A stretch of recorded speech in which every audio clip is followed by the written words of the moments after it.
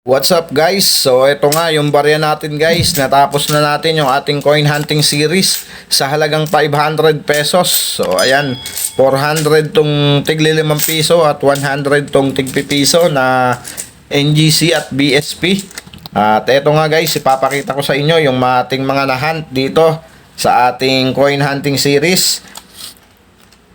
Ang ating una sa listahan dito sa 5 piso na BSP. Year 2005 na ang ganda pa ng kondisyon guys. May luster pa oh. Kaya kinip natin yan. So ayan. Ang sumunod natin ay semi hard to find na year 1999 na mahirap na ring makita sa kasalukuyan.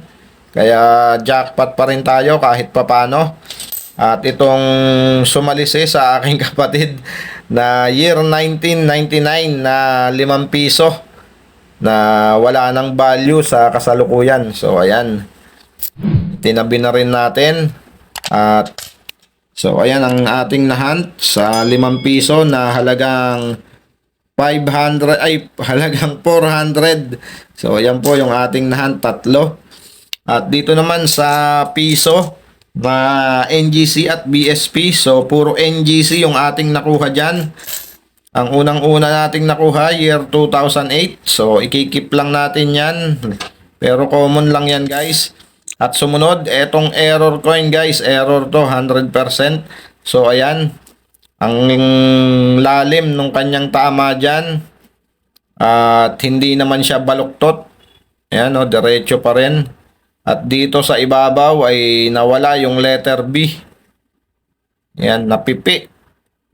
So, kayo guys, ano ang tingin nyo dito? Error ba o common? Man-made error. So, comment down below guys kung ano ang ID nyo dito sa ating nahunt na to. Horror.